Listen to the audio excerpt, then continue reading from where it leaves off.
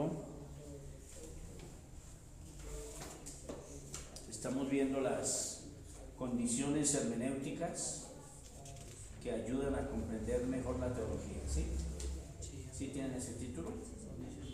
¿Y en qué punto vamos? ¿En el cuarto, quinto? Vida de la fe, principios básicos. Análisis, estructura, resumir, apoyo, conclusiones. ¿Tienen algún subtítulo ahí? Principios básicos. Análisis. Principios básicos. Sí, las conclusiones doctrinales deben basarse preferiblemente en el Nuevo Testamento. ok. ¿Y concluimos eso o estamos ahí trabajando todavía? Creo que ahí concluimos. ¿Sí? Ahí terminaron los principios básicos, ¿no? Entonces, conclusiones doctrinales, sí, las conclusiones doctrinales deben tener una base fundamental en el Nuevo Testamento, ¿cierto? Que cuando se toma una doctrina del Antiguo Testamento, Señor Jesucristo la bendiga, mi hermanita, bienvenida. Cuando se toma una doctrina del Antiguo Testamento es algo que tiene que ser universal, como por ejemplo los 10 mandamientos, o una cosa de moralidad, o respecto a la doctrina de Dios. La doctrina de Dios es una doctrina universal. En el principio creó Dios los cielos y la tierra, eso es del Antiguo Testamento y es una doctrina universal, el creador es Dios, ¿cierto? La santidad de Dios, eso está en el Antiguo Testamento, pero es universal. Entonces, tener cuidado de que del Antiguo Testamento, cuando se toman cosas como por ejemplo comida, ropa, fiestas, toda esta parte hay que tener cuidado, que lo hemos repetido hasta la saciedad, pero se lo seguiré repitiendo y quedará incrustado en sus corazones, y cuando ustedes estén plenamente en el ejercicio de su ministerio se acordarán de todas estas palabras, que los grandes problemas de las iglesias legalistas es porque agarraron un texto por allá, quitaron todos los contextos, lo dejaron solo y hicieron una doctrina de eso, y que eso es gravísimo, es un error garrafal. Entonces, esa parte hablamos de esas conclusiones que se deben tomar preferentemente del Nuevo Testamento, ¿cierto? Que si en el Antiguo Testamento hay un principio y queremos nosotros, nos parece favorable, nos parece maravilloso un principio, entonces lo tomamos ese principio para la práctica de nuestra vida. Ejemplo, si cuando yo no hay ejemplos digan pastor, ejemplo, entonces yo ya entiendo, porque yo quiero cascar a un profesor, yo lo voy a decir, cuando él da una filosofía y no le da un ejemplo, que los ejemplos entonces ya lo involucran a uno en el asunto, dice, ya entiendo. Entonces, ejemplo, el diezmo. Entonces el diezmo no es obligatorio para la iglesia cristiana, aunque muchas iglesias y de pronto hasta maestros de nuestra misma comunidad de pronto nos empeñemos a decir que el diezmo es como una doctrina, como un mandamiento. Brian debe dar el 10% de su sueldo, Gustavo debe decirle a su esposita que lleve una lista de todo lo que entró y al final del mes, entonces 10%. Diego en sus arreglos de lavadora debe 10%. Lina de lo que le entre, entonces Linita debe hacer el ejercicio del 10%. Yair debe entonces sumar cuánto hace de su taller el 10%. No, mis amores, no es así. Las normas doctrinales de la ofrenda en el Nuevo Testamento están establecidas obviamente en el Nuevo Testamento, como por ejemplo los evangelios, no sepa tu derecha lo que hace tu izquierda, ¿cierto? No, cuando no hagas tu trompeta delante de ti, eso lo aprendieron en su discipulado y creo que lo deben tener no olvidado. Cada uno dé como propuso en su corazón, cada uno dé como haya prosperado, cada uno dé voluntariamente, ¿sí ven? Póngalo aparte y tráigalo a la iglesia. Esas son las pautas de la ofrenda. Pero, entonces usted lee lo del diezmo y dice, ¿qué era el diezmo? Dice Gustavito, ¿qué era el diezmo? Voy a estudiar del diezmo. Entonces arranca desde Génesis y arranca con el diezmo hasta Malaquías, hace su estudio y dice Gustavo, el diezmo el Señor lo ordenó a su pueblo como un impuesto para que se le diera a los levitas su sustento, porque los levitas eran los encargados de la parte espiritual. Los levitas no tenían fincas, no tenían heredad, no tenían, sino ellos eran los encargados de la parte espiritual. Entonces les tocaba vivir entre sus hermanos. En lo que le tocó a Judá, ahí había levitas, a Simeón, a Neftalí, entonces ahí había levitas, ¿cierto? Entonces dice Gustavo, hombre, qué bueno, porque podemos con esto ayudar a los ministros del Señor.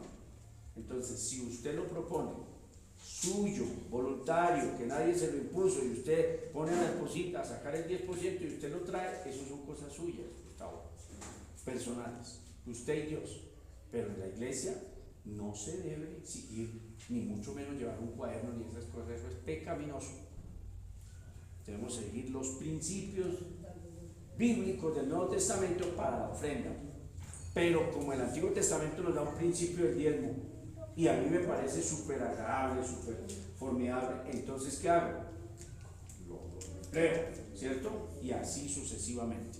Entonces, si encontramos principios muy apropiados para aplicarlos a nuestra vida y a la iglesia en el Antiguo Testamento, entonces dejamos claro en nuestra enseñanza que es un principio que vale la pena mantenerlo vivo, pero que no es una doctrina como el diezmo, no es una doctrina, no se puede. Entonces espero que haya quedado claro eso. ¿Sí quedó claro? Bien. Entonces hay cosas que son de carácter permanente, universales, y las tomamos allí. Hay cosas, como veníamos hablando ayer precisamente con Brayita, y pues esto queda ahí, pero bien, gloria al Señor. Hay cosas que no las hacemos porque no queremos molestar a nuestro hermano. Entonces hay que hacer una diferenciación entre lo que es la hipocresía, que es hacer algo delante de la gente para que la gente piense que usted lo hace. Entonces usted hace cosas delante de las personas o no hace cosas delante de las personas para que la gente piense y se convenza que usted lo hace o que no lo hace. Pero en el fondo usted lo hace o no lo hace. ¿Me expliqué? Eso. Pero que le ponía precisamente un ejemplo a Brian. Entonces, yo detesto el alcohol. Entonces, le ponía el ejemplo con él, que él no lo va a hacer nunca, pero le ponía el ejemplo con él. Entonces, él consume alcohol. Entonces, él, cuando venga a mi casa, él trae pan, trae almojábanas, que por cierto son muy buenas y a veces no trae, bueno, ¿cierto? Entonces, pero él nunca se le va a ocurrir traer alcohol, una cerveza ni nada, porque sabe que me va a molestar.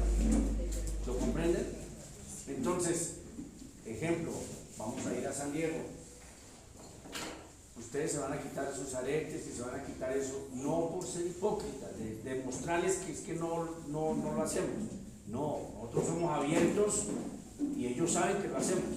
Es para no ir a su casa a molestarles en su casa, porque no queremos llegar allá a molestarles, no. Simplemente llegamos aquí humildemente como hermanos en Cristo y no vamos a molestarlos, ¿cierto? Pero que ustedes no usen pantalones allá no es para ser hipócritas de demostrarle que es que no los usan, es solamente para no molestarles, porque ustedes abiertamente se muestran. Si les preguntaron, te dicen sí los usamos y todos los días.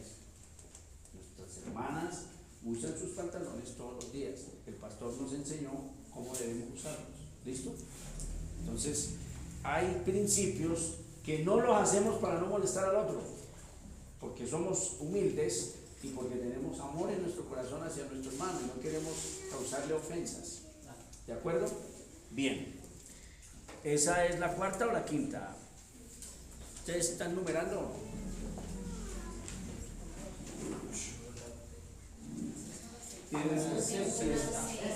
Sexta. Esa es la sexta, la que traía.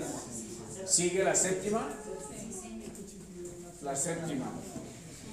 Listo. Entonces, La séptima condición es la interpretación teológica. Siempre coloquen sus subtítulos y títulos, siempre colóquenlos, mis amores. Esto que yo hago acá, ¿para qué? Para que ustedes no se pierdan ni nos perdamos ninguno. La interpretación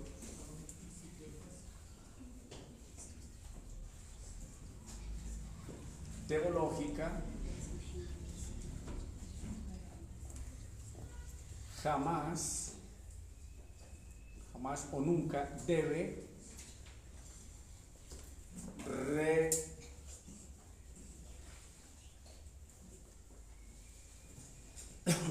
y es rebasar, pero me gusta más. ¿Ya lo pusieron o no? Bueno, si usted borra, ¿qué le interesa? En cambio, nosotros nos daña nuestro cuaderno bonito, cuaderno femenino bien llevado. Cuaderno masculino, pues, ¿cierto? El de ciertos siervos del Señor que predican los martes. Ángale. Sí. Entonces, no debe traspasar, me gusta más. Traspasar el límite. Tenemos hoy secretaría, gloria al Señor. Secretaría nos ha dejado solos.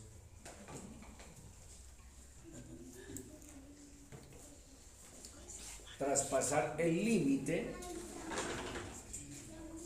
o los límites de la revelación.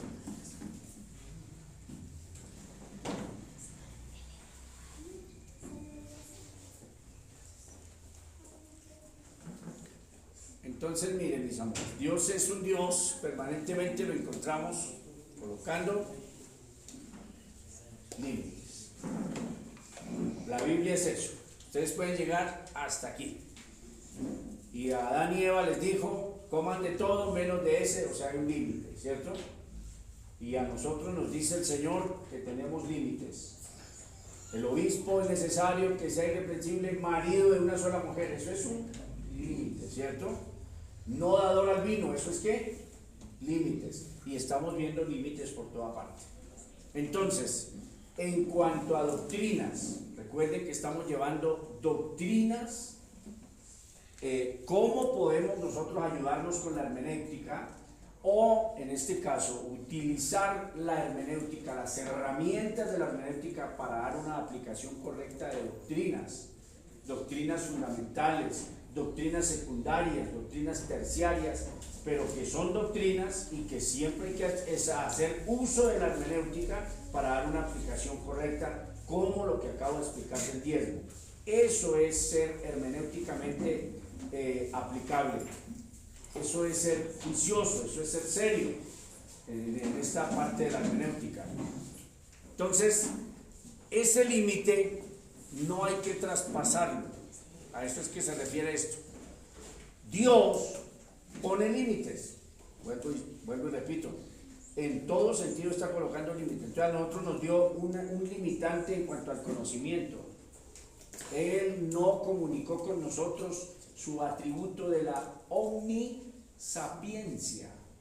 Omnisapiente, lo sabe todo, lo conoce todo, ¿cierto? Su sabiduría es infinita. A nosotros no nos comunicó ese atributo. Nuestra sabiduría es que limitada, nuestro conocimiento es que limitado. Entonces, si nosotros aprobamos que la Biblia es la única norma, única y absoluta norma de fe, de conducta y de doctrina, es la palabra del Señor, entonces también tiene unos límites, ¿cierto?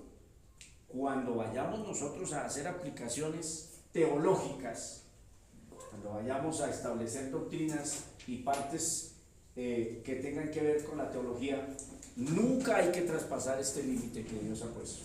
¿Y cuál es el límite, pastor? Pues es este límite. Entonces, ¿aquí dice todo de Dios? ¿O aquí dice todo lo que Dios quiso revelarnos de Él? ¿O aquí dice absolutamente todo de Dios? Lo que quiso revelar. A ver, de a uno y díganme bien. A ver. Solo lo que quiso revelarnos. Bien, ¿quién más apoya esa parte? Bien, ok. Entonces, aquí está todo lo que Él quiso revelarnos acerca de Él, pero aquí no está todo de Dios. Por favor, un ser infinito no cabe en un libro. Es una cosa absurda pensar que un ser infinito, entonces el libro tendría que ser ¿qué? Infinito, pero el libro es finito, tiene 66 libros, llega hasta ahí. De manera que la revelación es limitada. Eso es algo que tienen que ustedes enseñarlo y ustedes tenerlo en sus frontales y en su corazón, que la revelación para nosotros, la iglesia, es revelación limitada, tiene un limitante, llega hasta ahí nomás. De manera que, Gustavo, ¿cuánto puede enseñar de Dios? A ver si me comprenden la pregunta, porque me dice Arturo, pastor, es que a veces usted nos deja las preguntas. Si dijera un poquito más, entonces yo se la contesto. Él como es dinámico y es chévere. Entonces, ¿cuánto puede mi hijo decir de Dios? Lo que hay en el margen, en el límite Ah, del libro. todo lo que hay ahí nada más. Eso es todo lo que usted puede decir de Dios. Entonces, esta sí que es una condición supremamente, diría yo, inamovible, algo que no podemos modificar. El limitante de las Sagradas Escrituras lo respetamos los evangélicos ortodoxos, lo respetamos con todo nuestro ser. Nosotros somos conscientes que sabemos hasta donde Dios nos permitió saber y de ahí para allá no sabemos ni un milímetro. Entonces, vamos a colocar unos puntos importantes sobre estos límites. O sea, vamos a establecer los límites. Entonces pongan ahí como una cosita ahí, no sé, algo, pongan límites. Pueden hacerle un corazón, pétalo, una cosa, pero bueno, pongan límites. ¿Listo? Ese primer límite es la fidelidad.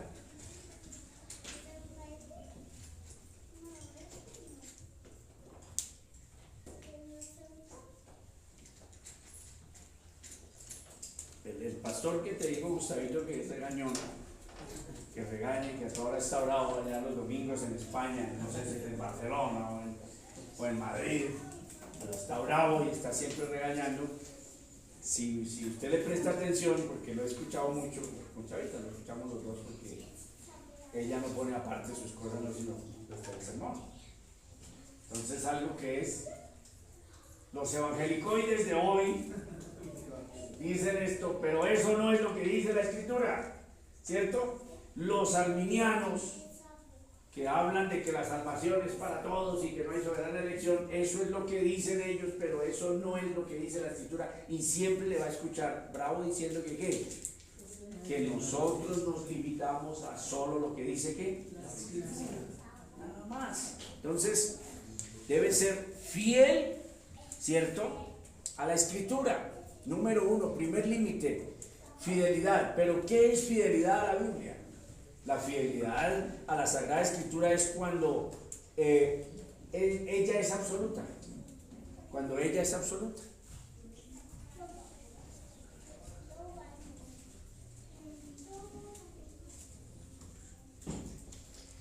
¿Qué quiso decir con eso, pastor, que ella es absoluta? No me ayudo con pensamientos, con filosofía, no me ayudo con nada. Fiel, usted fiel a su esposa, Gustavito, es que pensamiento, corazón, actitud, todo para su esposa. Eso es fidelidad. Fiel a la Biblia, ¿qué es? Solamente lo que ella reveló y lo que ella dice, sin las famosas ayudas. Sin embargo, por ejemplo, ese siervo hermoso que es bravo, y presbiterianos, bautistas y los evangélicos clásicos, que los amo y que he aprendido montones de ellos, ¿por qué formulan tres personas distintas? Y los miembros de la Trinidad, ¿por qué formulan eso? Eso es una ayuda filosófica, porque en ella no está eso, esos términos no están. Entonces yo comprendo que lo que se busca es explicar. Ya lo entendí, yo no le estoy como los unicitarios que los acusan de una... No, están buscando explicar el misterio profundo de Dios, de ese Dios trino. Pero, ¿es necesario meterle esa ayuda? No es necesario meterle esa ayuda, ¿cierto? Porque cuando yo agarro a decir que las tres personas, y que distinta, y que los tres miembros resulto mostrando una visión de Dios distorsionada, ¿cierto? Entonces, Dios es absolutamente uno, una sola esencia, pero ese Dios absolutamente uno es trino, caiga al agua, yo lo caigo. Porque ¿dónde lo encuentro? En la Escritura. Está claramente el Padre, clarísimo como la luz del mediodía, el Hijo, y clarísimo el Espíritu Santo, ¿cierto? Pero no quiero embolatarme con nada de eso porque yo no entiendo a Dios. ¿Listo? Peleen ustedes, siervos allá en ese cuadrilátero, en esa arena, allá los unicitarios y los trinitarios allá están dándose golpes. Nosotros aquí no entramos en esa pelea. ¿Listo? Entonces, fidelidad es cuando usted no le ayuda con filosofía, con pensamiento, con ayudita, no le ayuda, la deja sola. Esa es fidelidad a la Biblia, ¿cierto? Bien. Segundo, entonces, o B, no infiriendo. Infiriendo. Rápido, busquen esta palabra en el diccionario. Rápido. Ustedes les gusta traer el celular acá. Entonces,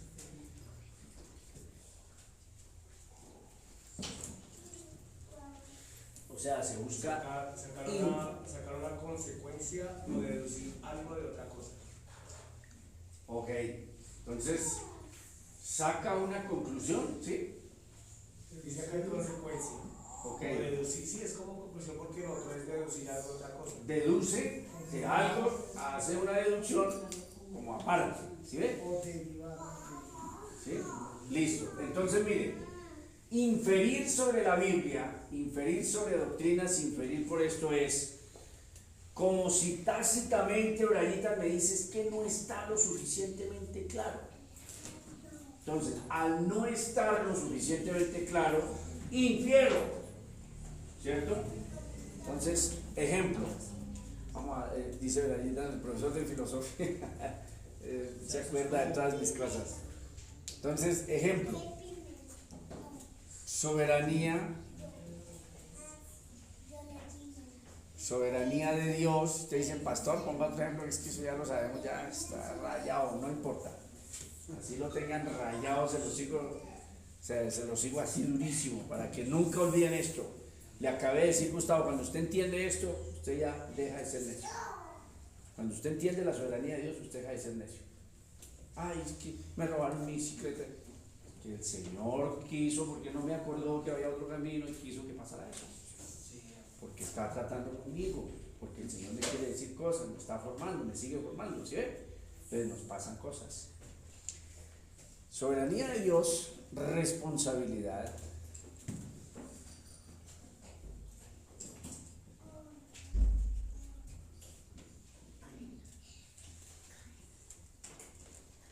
Estas doctrinas, estas dos doctrinas fundamentales, desde Génesis hasta Apocalipsis, que son las mismas dos líneas equidistantes de las que tanto me han escuchado hablar, son las dos líneas.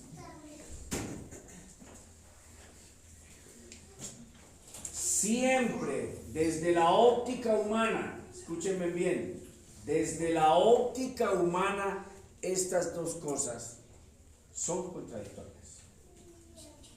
Estas dos cosas, estas dos doctrinas fundamentales son contradictorias. Si usted en apariencia, desde su óptica humana, encuentra dos cosas contradictorias, puede su corazón inclinarse a sentir que una de las dos está mal. O sea, está equivocada, es mentira. ¿Sí? De manera que, ¿qué tratará de hacer? Someter la una a la otra y quitarse una de esas dos líneas equidistantes, quitársela encima. Porque cuando yo estudio esta, me contradice esta. Cuando estudio esta, me contradice esta. Si predico sobre las dos, pareciera que en el púlpito me estoy contradiciendo. Entonces, viene el grave peligro: inferir. ¿Sí estoy pronunciando bien, hijitos? Inferir. Inferir. Comienzo a inferir. Y precisamente en eso desembocó Jacobo Arminio, porque al encontrar esto, encontró que las dos doctrinas tenían problemas. Resulta que no son las dos doctrinas, los que tenemos problemas somos nosotros los seres humanos. Entonces, cuando nosotros tenemos problemas, comenzamos a ¿qué? A inferir. Y entonces el término que da el diccionario, de mi ejercicio de inferir sobre esas cosas, se produce una conclusión. Claro, si estoy infiriendo de dos cosas que no están lo suficientemente claras, o de una cosa, no necesariamente son dos, de una cosa que no la tengo suficientemente clara, comienzo a inferir, porque entonces le hago binoculares, me acerco, sigue estando nebulosa, sigue estando nuboso, y entonces comienzo a inferir, porque no, por más que le he tratado de hacer cosas, no logro ver con claridad. Cuando yo infiero, entonces saco una conclusión personal. ¿Sí? ¿Sí está claro? Entonces, cuidado. El inferir siempre será sobre asuntos que aparentemente son contradictorios. Estas dos doctrinas, si ustedes las miran, son contradictorias. Entonces, no sé si buscamos los dos textos, busquemos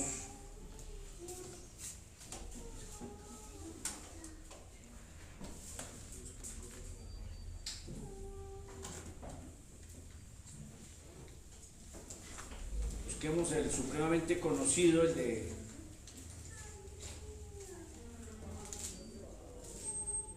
busquemos el de Romanos capítulo 6.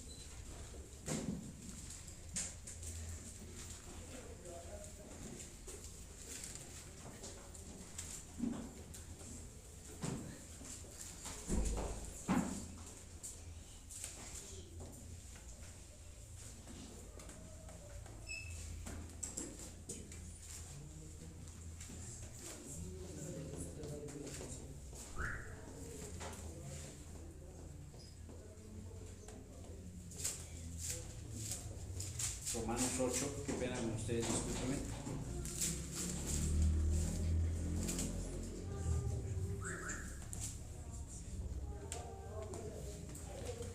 Romanos 8, verso 28. Entonces vamos a leer con atención, que ya ustedes lo conocen, pero vamos a leer con atención. Y sabemos que a los que aman a Dios, 8:28, todas las cosas les ayudan a bien.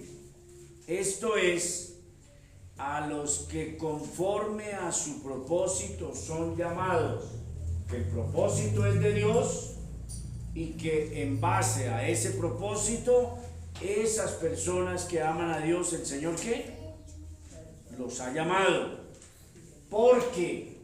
Porque a los que antes conoció, a estos también que los predestinó para que fuesen hechos conformes a la imagen de su Hijo, para que Él sea el primogénito entre muchos hermanos.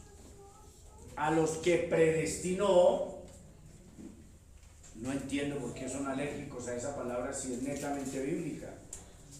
Yo le tengo alergia a las que no son bíblicas, eso sí le tengo alergia, sí soy extraño, porque no está en la Biblia, pero esta palabra es netamente bíblica, no entiendo por qué alergia de qué. A los que predestinó, a estos también que llamó, y a los que llamó, a estos también justificó, y a los que justificó, a estos también glorificó, lo da como en presente. Nosotros sabemos que la conclusión de este precioso acto divino es cuando hayamos muerto, cuando Cristo haya venido por su iglesia, seremos glorificados. Pero miren, primero los conoció antes de la fundación del mundo, dice Efesios. Como ya los había conocido, les predeterminó un destino, predestinó. Punto de partida, punto de llegada, pero que fue netamente la voluntad de Dios. Es decir, que Dios desde la eternidad ya sabía cuándo, de qué padres y cuándo yo iba a nacer. Y que ya Dios había determinado que antes de la fundación del mundo que yo sería salvo. Eso es lo que está diciendo acá. Aquí no estamos forzando el texto, ni ahora sí, ni infiriendo, no. Eso es lo que está diciendo ahí, netamente, ¿cierto? Entonces, sabía que Lady iba a nacer en qué año, de qué padres, y que él la iba a llamar, todo lo tenía el Señor. Se iban a encontrar con Gustavo en un restaurante, se iban a enamorar, y por medio de haberse encontrado con ese joven, pudo llegar a esta iglesia y ser nuestra hermana en Cristo y ser salva. Pero que eso lo había el Señor determinado desde la eternidad. ¿De acuerdo? A esa persona, entonces, como ya la predestinó, me adelanté un poquito, entonces te llamó, Leidita. El Señor te hizo el llamado, ¿cierto? Como hay un destino trazado, tú no te puedes resistir a ese llamado, que tampoco le gusta a los arminianos.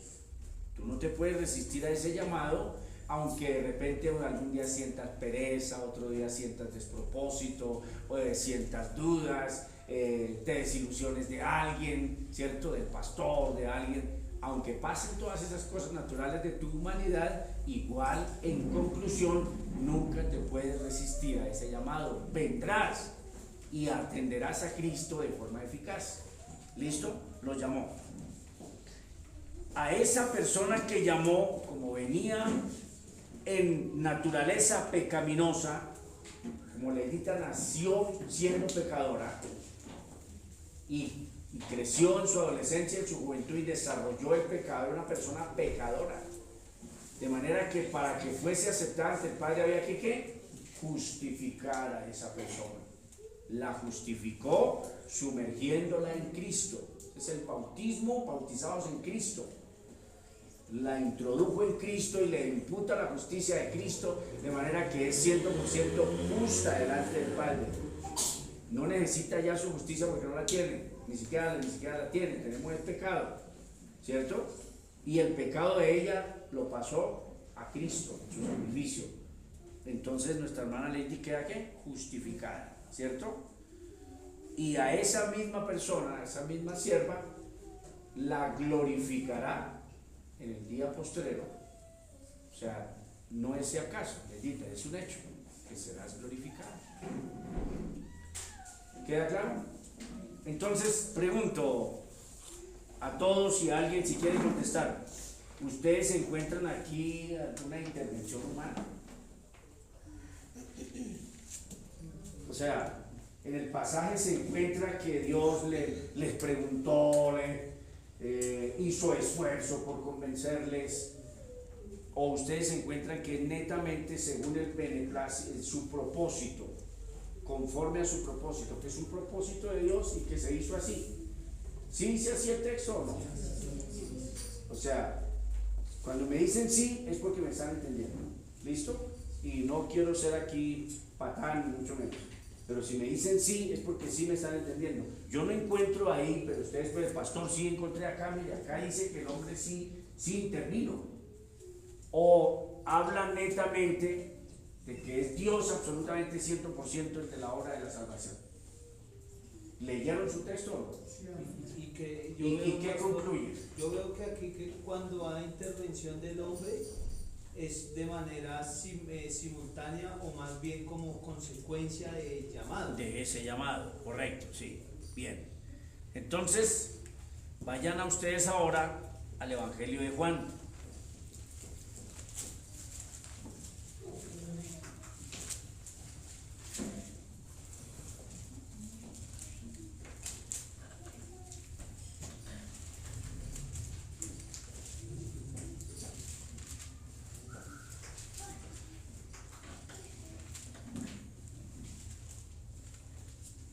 Capítulo 1,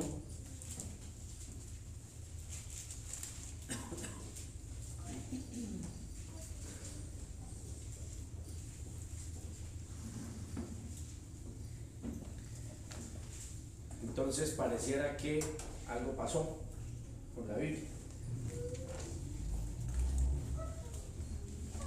Veamos desde el verso 6.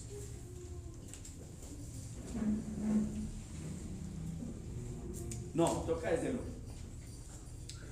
En el principio del verbo, el verbo era con Dios y el verbo era Dios. Este era en el principio con Dios. Todas las cosas por Él fueron hechas y sin Él nada de lo que ha sido hecho fue hecho. En Él estaba la vida y la vida era la luz de los hombres.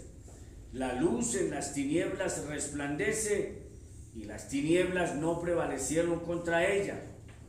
Hubo un hombre enviado de Dios, el cual se llamaba Juan. Este vino por testimonio para que diese testimonio de la luz, a fin de que todos creyesen por él.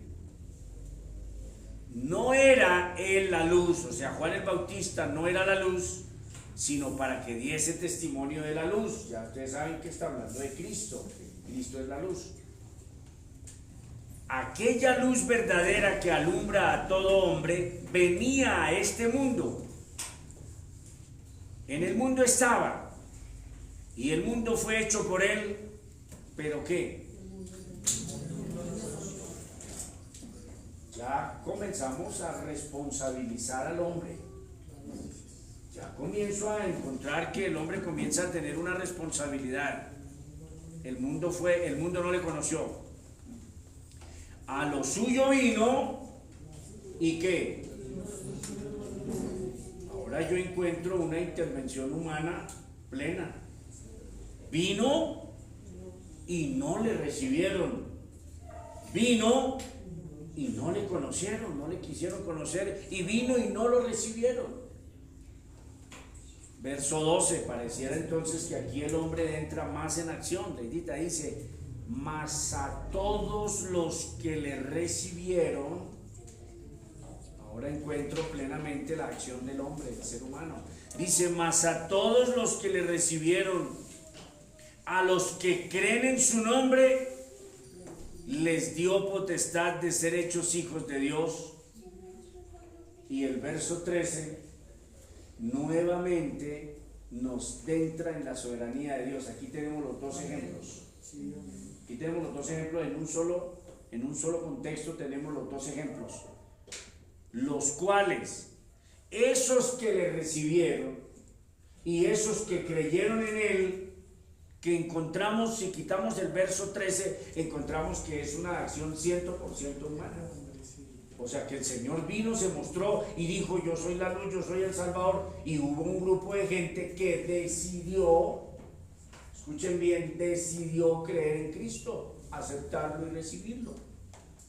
Entonces volvamos al ejemplo de nuestra hermanita Lady, volvamos al ejemplo de ella. Entonces, en el avatar de su vida, en su juventud, entonces ella un día escuchó de Cristo, le pareció interesante, la invitaron a una iglesia, en este caso es esta iglesia, y en el momento se lleva una buena impresión, luego siente el deseo de volver porque le impresionó y le gustó, y un día toma la decisión personal de hacerse cristiana, más a todos los que le recibieron, ¿cierto?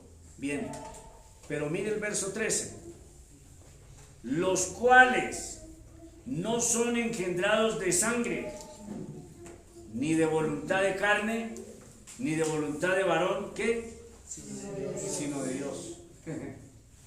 Entonces uno dice, ¿y ahí qué fue? Entonces, cuando se miran las doctrinas juiciosamente una y otra, pareciera que las dos que se contradicen. ¿Qué es inferir? Es tratar de solucionar lo que no tiene solución. Es como si empezáramos a hacer estudios para evitar los terremotos, para evitar los huracanes, para evitar la lluvia.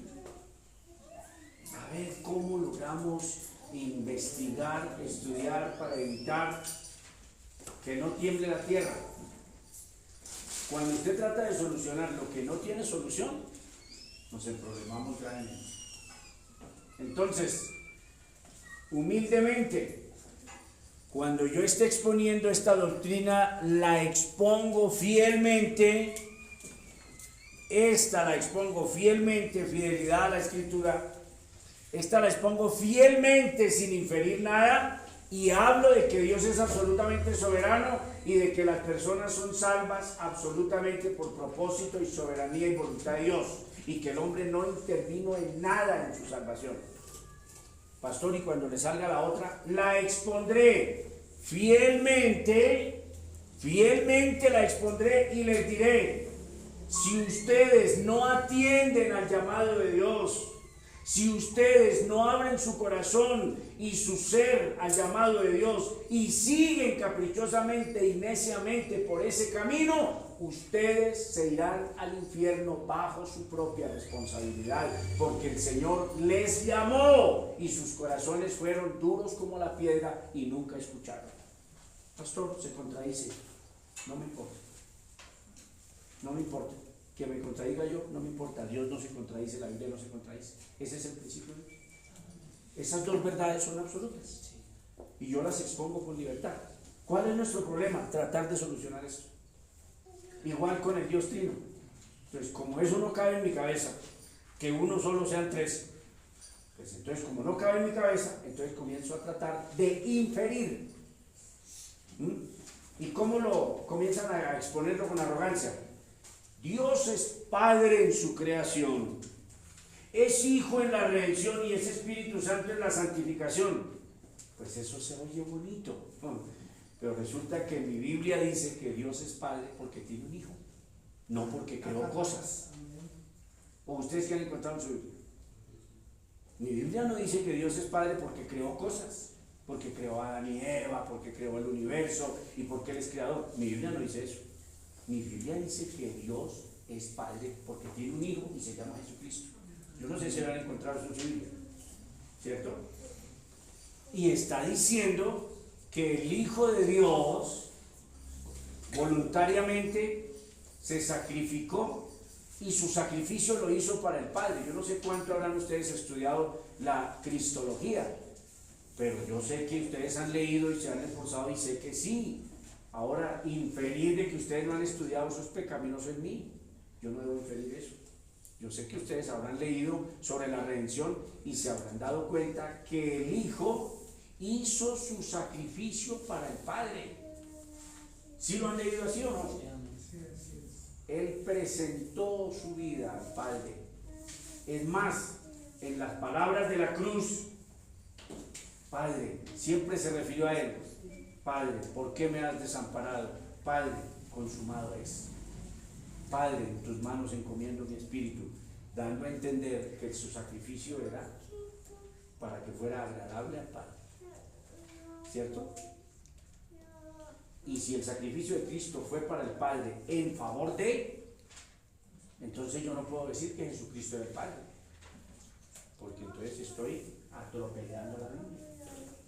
¿Cierto? Decir que cuando Cristo dijo, y yo rogaré al Padre y enviaré otro consolador, está hablando de Él mismo, pero en fin que está hablando de Él mismo, el mismo Padre, o por qué dice que Él rogará al Padre para que envíe otro consolador en su nombre. Entonces, eso hay que reinterpretarlo, ¿qué hay que hacerle a ese texto? Entonces, como somos humildes, no somos arrogantes, entonces yo lo explico como está ahí. Que nuestro Salvador, el Señor Jesucristo, rogó al Padre y pidió al Padre que enviara otro consolador para que estuviera con nosotros para siempre, que es el Espíritu Santo. Nunca vayan a inferir, jamás, nunca, aunque pareciera que esto no tiene solución, y es que no la tiene. Eso no tiene solución. Mire, la doctrina de la responsabilidad humana está tan transparente como el agua que arranca en Génesis. Y tomó Dios, hizo del barro, hizo a un hombre, le dio aliento de vida y le dijo Dios: de todos los árboles del huerto pueden comer, pero del árbol del bien, del conocimiento del bien y del mal no comerán, porque el día que ustedes coman se mueren. ¿Los responsabilizó? Sí, pero por favor. ¿Y cuando traspasaron el límite, hubo consecuencias de haber traspasado el límite?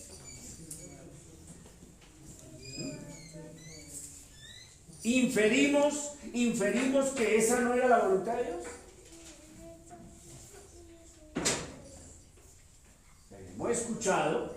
Se han escuchado que esa no era la voluntad de Dios, que la voluntad de Dios no era esa para el hombre, pero que como el hombre caprichosamente traspasó el límite, entonces, ejemplo, parafraseando, como si hubiéramos obligado a Dios a hacer algo que Él no quería hacer.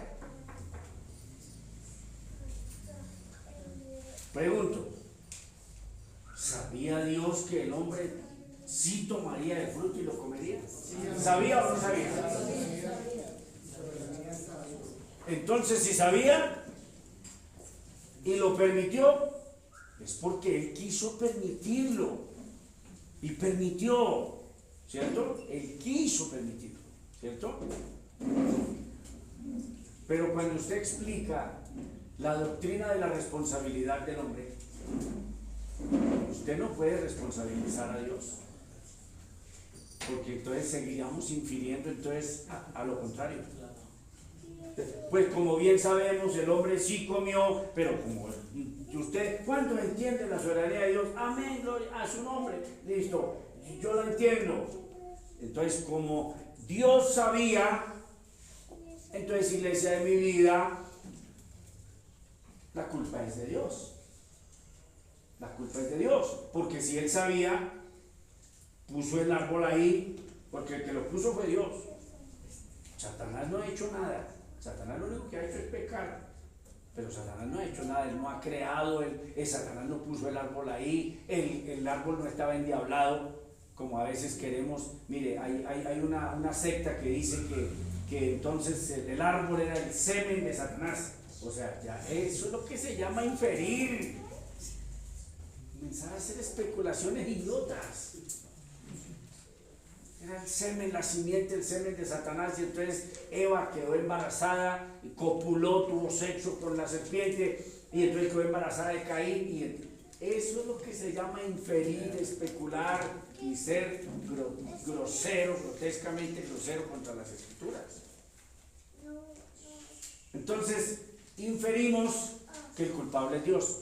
¿Eso es honesto? Si predicamos así, ¿eso es honesto? ¿Por qué no dice así? Pastor, pero entonces usted debe explicarlo bien. Claro, con mucho gusto. ¿Le mostró el árbol? ¿Se lo mostró o no se lo mostró? ¿Le advirtió? ¿Le mandó que no comiera? ¿Y le advirtió lo que pasaba si comía? Usted no puede suprimir la responsabilidad del hombre porque le advirtió con claridad. Entonces, rotundamente prohibido inferir. Simplemente ustedes son tiestos expositores. Y esto es para las mujeres y es para todos. Porque algún día también les va a tocar.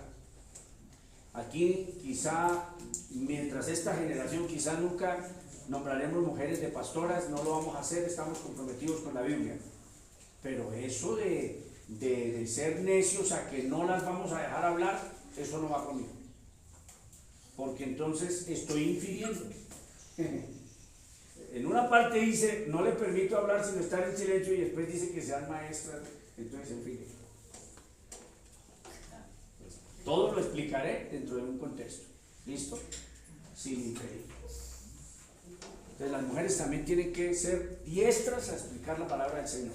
Y si les toca hacer una reunión familiar, una reunión en una casa, explicar la Biblia, tienen que ser doctas en explicar la palabra del Señor y no empezar a decir burradas. ¿Cierto? Entonces, para eso asisten todos, hombres y mujeres, a este seminario.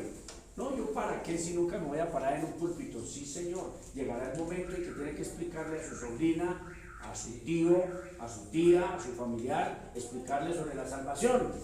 Y entonces ustedes, sea Lina, sea Yasmín, sea quien sea, como ya han tomado estos estudios, cuando vayan a explicar la Biblia lo van a hacer con grandeza, con eficacia. Mayra en su universidad, sus amigas, lo va a hacer con eficacia, sin decir rebuznos. ¿Quiénes son los que rebuznan? Los burros son los que rebuznan. Entonces hay personas que no predican, rebuznan, se paran en el púlpito a rebuznar. Eso es extremadamente grave. Claro, se paran en el púlpito a decir burradas. Líbranos, Dios, eterno Dios. Entonces, rotundamente prohibido que infeliz. Simplemente ustedes exponen el texto. Pero entonces serían injustos. Pero si el Señor los predestinó, entonces es una injusticia. Pablo ya se adelantó y dijo: hay entonces injusticia en Dios. Y su grito fuerte: en ninguna manera. ¿Perseveraremos en pecado para que la gracia crezca? Porque cuando abundó el pecado, ¿qué sobreabundó? Infiero. ¿Sí el que es infeliz? Cuando abundó el pecado, ¿qué hizo? La abundancia del pecado hizo un estallido de sobreabundante gracia. Entonces, infiero, pequemos muchísimo para que siga abundando la gracia. Eso es, ¿qué dice Pablo? En ninguna manera. Porque si ya nos morimos al pecado, ¿cómo es posible que sigamos perseverando, estando en él? ¿Sí ve? Entonces, no importa que nos digan locos y que este libro es un libro loco, un libro loco, no importa. El mismo Señor, el mismo Espíritu Santo dijo: sí, a Dios le plació por medio de la locura de la predicación salvar a la gente. Entonces seguimos predicando este libro. ¿Queda claro? No inferir. Bien.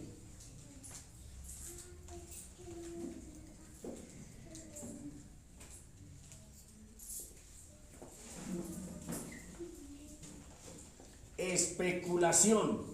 No, a ver, no, porque puse como si le estuviera diciendo sí especulen. No especular.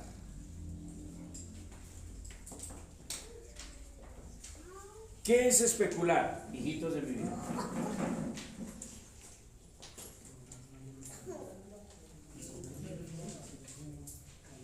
Tener una teoría de algo sin una prueba contundente. Bien, eso ya es técnico. Técnico, teoría, bien, muy bien. Sí, me gusta Samuel. Sí. ¿Y qué más? Fuera de lo que ha dicho Samuel, ¿qué más es especular? Hablar mal, exacto. Pero sobre todo, sí está bien, correcto. Sí, está bien lo que dice ya, es hablar más, es decir, a comenzar a agregar sobre algo. Pero la especulación es cuando usted no sabe qué pasó y comienza a hacer conjeturas. Y de ahí viene ¿qué? La especulación, especular sobre algo. Entonces, cuidado, no hay que especular sobre ningún acontecimiento de las Sagradas Escrituras. Entonces, por lo general, las personas especulan. En el debate trinitario versus unicitario, el unicitario decía: ¿quién habla ahí? ¿Habla la persona del Padre? ¿O habla la persona del Hijo? ¿O habla la persona del Espíritu Santo? ¿Cuál de las tres está hablando ahí? Para tratar de poner una cáscara. Entonces el otro siervo responde sabiamente: está hablando el Dios Trino, el único y absoluto Dios Trino está hablando ahí. Cuando habla uno, hablan los tres. No hablan por separado. Si habla uno, porque hablaron todos. Es uno solo. ¿Sí ven? Entonces, cuidado con las especulaciones porque, a ver, ¿de dónde viene la especulación? Otra vez, vamos a ponernos en contexto. ¿De dónde viene la especulación? De cosas que no sabemos o que no están claras. Entonces, como no está claro, vamos a especular. Por ejemplo, Va usted por una carretera y ve un carro estrellado allá. Claro, eso es, por ejemplo, la madrecita ella especularía diciendo, pues, claro, como se ponen a andar como locos, a meterle la pata a acelerar, pues por eso estrellaron. Pero puede ser que no fue por ir a alta velocidad, sino fue que quedó sin frenos. Puede ser que se le atravesó a alguien, una persona, un animal, y la persona por esquivarlo se estrelló, ¿cierto? Puede ser que la carretera tenía aceite. Hay un montón de cosas. La especulación viene cuando no sabemos. A ver, hay un montón de cosas. Hay un montón de cosas en la Sagrada Escritura que no sabemos. ¿Cierto? Muchísimas. De manera que no vamos a especular sobre absolutamente nada. Entonces, ¿alguien quisiera dar un ejemplo?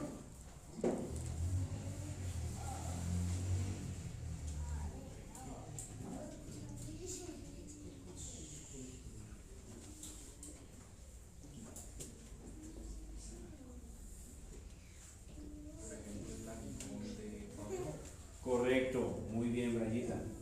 Si alguien se ha rebobinado y se le viene a algún otro ejemplo, entonces intento. El aguijón de Pablo. Eso es especular. ¿Por qué? Porque no sabemos qué aguijón era. ¿Cuáles son las pistas que da un aguijón en mi carne? En mi carne. Si habla de su carne, habla de su cuerpo. Entonces, puedo especular de que sea una enfermedad. Pero ir a decir, como muchos han dicho, es que la enfermedad que tenía el apóstol Pablo era oftalmosis, es decir, enrojecimiento de los ojos con pus, con lo que nosotros llamamos feamente, que las pichas, que llamamos, que eso no se debe nombrar así, pero que son las lagañas o las pichas, que eso se oye feo, pero que así somos ordinarios y ya vemos así. Entonces, cuando los ojos se ponen arden y se ponen rojos, comienzan a supurar y se comienzan a formar aquí ese pegamento amarillento y amanece uno con los ojos pegados totalmente. Toca con agua tibia comenzar aquí. No sé si ustedes habrán sufrido eso, yo sí. Entonces, conjuntivitis, ¿cierto? Entonces, que el apóstol Pablo sufría una conjuntivitis aguda. Eso ya es una especulación. Más bien, seamos honestos y decimos, aunque no sabemos qué aguijón era, probablemente una enfermedad, etcétera, etcétera, y ya no diga más. ¿Alguien más o suficiente? Entonces, ¿ojo con qué? Con especular, sí señor. En la caída del Edén se pueden hacer especulaciones. ¿Por qué habló la serpiente? Etcétera, etcétera, y cosas así. Comenzamos a especular. Bien. ABCD. Voy como muy despacio aquí con este punto. Pero es que es importante, ¿cierto?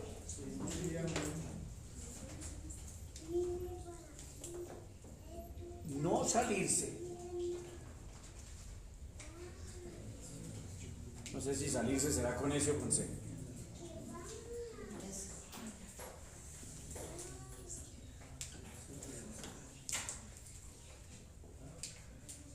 Esto sí que es prohibido, salirse usted de la Biblia.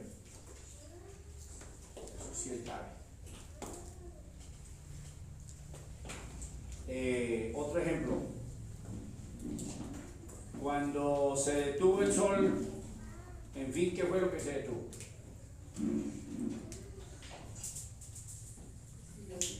Se detuvo la galaxia, se detuvo solo el brazo de Orión, solo el sistema solar, lo que estoy diciendo, solo el sistema solar, o se detuvo solo la Tierra. Y si se detuvo la Tierra, hubo un milagro de lo más extraordinario, porque si la Tierra se frenara, Señor bendito. O sea, no vengan a recoger porque no queda nada que recoger. Si no, hay que para recoger, no. Él va a una velocidad impresionante, ella girando en su propio eje y da la vuelta en 24 horas. Donde ella haga esto, expulsa absolutamente todo, hasta una pulga sale expulsada. Porque su velocidad constante, a la misma velocidad, es como cuando usted mira en la licuadora o mira un motor que está girando y en última lo ve que no está girando. Yo no sé si le habrán visto, ustedes se habrán percatado de eso. Yo como trabajo tal, hay tantos motores, va girando y de repente usted ve como si no estuviera girando nada. Es la velocidad que va tan homogénea que pareciera que quedara quieta. Eso es lo que sucede con la Tierra. Como va a su velocidad tan extraordinaria, ¿cierto? Entonces, nosotros no sentimos que aquí se mueva nada, porque es realmente suave, pero una velocidad tremenda. ¡Pin! Se frenó. Salió por ahí, va a Plutón por ahí, quién sabe dónde, Andrómeda. Sí. Entonces, comenzamos a especular. ¿Qué se frenó? ¿La galaxia? ¿El sistema solar? ¿O solo la Tierra? No especulemos nada. Simplemente la Biblia dice que el sol no se ocultó. Eso es todo. Y, entonces, Michelén, y si la Biblia dijera que Jonás se comió al gran pez, amén, gloria al Señor. Yo lo predico, porque este libro es interesante. Uy, pero ¿cómo hay? ¿Quién se va a comer? Sí, la Biblia dice que Jonás se comió el pez, amén, gloria al Señor. Y que Jonás fue y lo vomitó, amén. Es que, mire, ¿cuál es el grave problema de la teología liberal? Que comienzan a meter esto en la razón humana, que eso fue en el siglo XIX, siglo XVIII, finales del XVIII, siglo XIX, donde hay una explosión de la teología liberal, ¿cierto? De la alta crítica, y comenzaron a decir, oiga, esto es mitológico, no, esto no puede ser así, no, uy, no, pero el nacimiento de Cristo, ¿cómo va a ser virginal? No, eso no puede ser así, obra del Espíritu, no, eso no fue así, no, ¿quién va a resucitar? ¿Sabe qué queda de la Biblia? Nada, no queda nada, recojan y vamos. Nosotros creemos que este libro es perfecto, inerrante, absolutamente poderoso en la palabra de Dios. Entonces, cuidado con ir a traer cosas por fuera de la Biblia, a asegurar cosas fuera de la Biblia, a traer cosas fuera de la Biblia y meterle a ella, ¿cierto? Entonces, hay un apóstata que, no, pues yo creo que se llama Rafael Ramírez, no sé si es costarricense, Rafael Ramírez. No, yo creo que el diablo le tiene miedo a este monstruo. Yo creo que el diablo le tiene miedo y le tiene desconfianza que vaya al infierno porque le puede correr el puesto. O sea, es que es diabólico a la 10ª potencia. Que Adán era hombre y mujer a la vez. Que antes entonces Adán era hombre y mujer a la vez, y por eso Dios sacó a la mujer de ahí, porque iba hombre y mujer. Y usted comienza a escuchar, discúlpeme, voy a ser duro aquí, usted comienza a escuchar todo el estiércol que habla y usted quiere tapar sus oídos y quitarlo totalmente, no escucharlo más. Rafael Ramírez, si quieren escucharlo 5 minutos, si aguantan 5 minutos, ustedes son duros.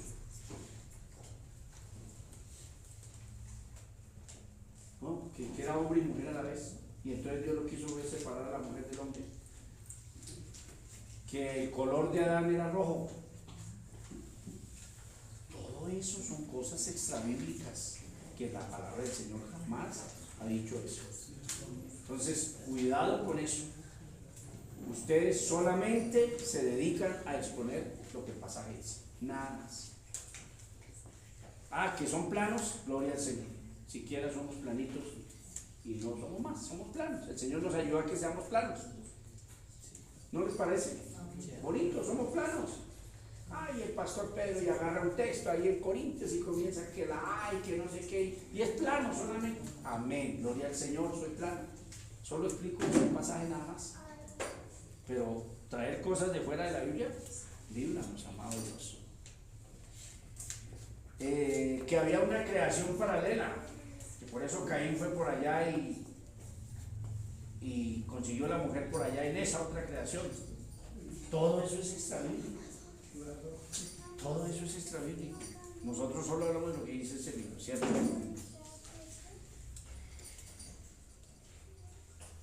Y esta regla, vuelve y apareció esta regla, A, B, C, D, E, ¿cierto? Si la Biblia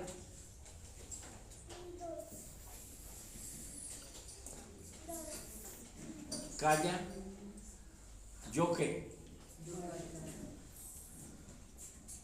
Punto. Si la Biblia calla,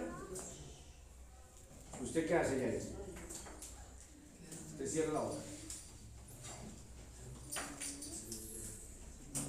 ¿Quién es la bestia? La bestia. ¿Cierto? Entonces le dicen, pero hermano Diego, por favor explíquenos quién es la bestia. Pues la bestia, no es que está leyendo que la bestia es la bestia, es la bestia. Y el falso profeta, pues el falso profeta. Sí, el falso profeta es el falso profeta. No se ponga a especular ni a decir cosas que usted no sabe. No, iglesia de mi vida. Entonces, donde la Biblia calla, ¿nosotros qué? Si se expresa una opinión personal, lo hacemos saber. Las cosas no reveladas pertenecen a Dios. Ya ustedes conocen los textos de Deuteronomio, no sé si me ayudan ahí, Deuteronomio, Dios mío, si yo amo tanto el texto debería de saber. Y el de Hechos 1:8, 1:9. Si gustan revisar y anotar esos dos textos, ¿cierto? Él no quería que supiéramos y no lo dijo. Si Dios no quería que supiéramos, no lo dijo. En Deuteronomio dice, amorcito, las cosas secretas pertenecen al Señor o a Jehová y las reveladas a nosotros. Se está en Deuteronomio. Y en Hechos dice, no les corresponde a ustedes, no les toca a ustedes saber los tiempos ni las ocasiones que el Padre puso en su sola potestad. Si Él no lo dijo, cosas como las fechas de la segunda, mire, con eso de las... Yo iba a molestar, pero el Señor no me dejó, porque cuando yo voy a molestar, a hacer chistes o cosas, el Señor me borra eso de mi mente y yo doy gracias a Él. Deuteronomio 29. Imagine fácil, Chavita de nombre, porque su esposo sí definitivamente es Chavita de que ojo de esposo.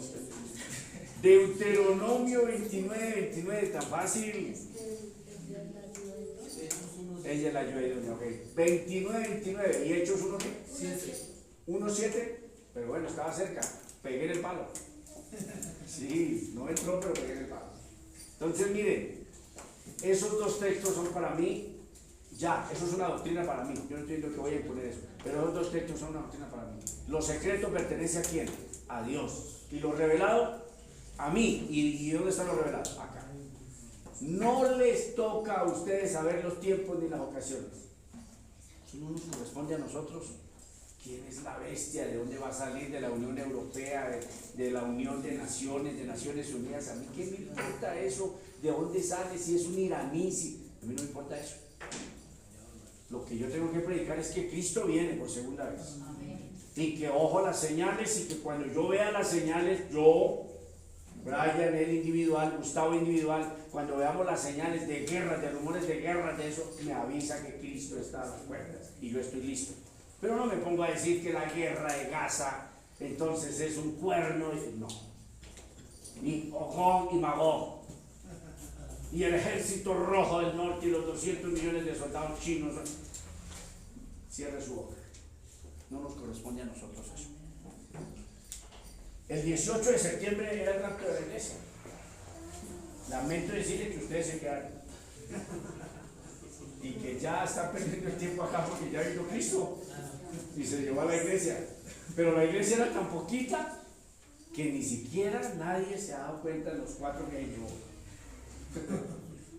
Simplemente esperamos que nos ayuden desaparecidos el 18 de septiembre, desaparecidos esas 4 personas y aparecen para en el periódico El Tiempo. Se llevó 4 nomás porque no hubo escándalo.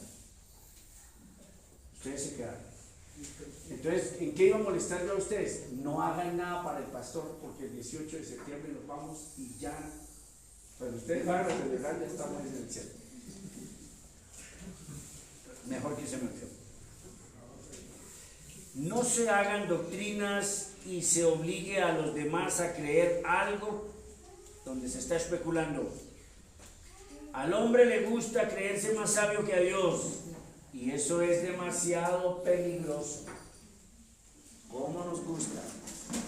Siervito Armandito yo lo amo todavía, no es que y siempre lo amaré, porque es sabio, es un doctor.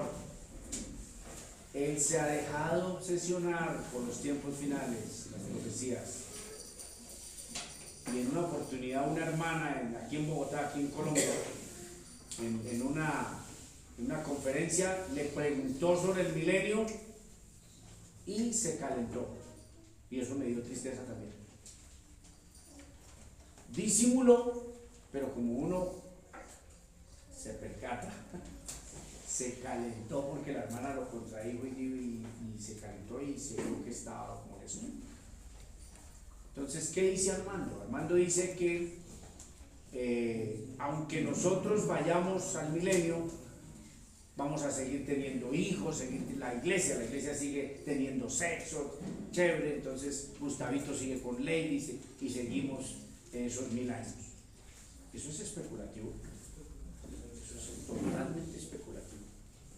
No es así. Es más, el milenio es una doctrina secundaria. Ustedes no se pongan a discutir con nadie. ¿Iba a preguntar algo? Sí, señor, el rapto también es especulativo. El rapto también es peligroso a ponernos a especular que ya va a ser, que va a ser mañana, que no. El rapto de la iglesia, por ejemplo, eso es si es antes de la tribulación, si es durante, si es al final. Todo eso no corresponde a nosotros poner a dar doctrina sobre eso. ¿Qué les enseñó yo una vez que de pronto a ustedes no lo han olvidado y lo guardan en su corazón?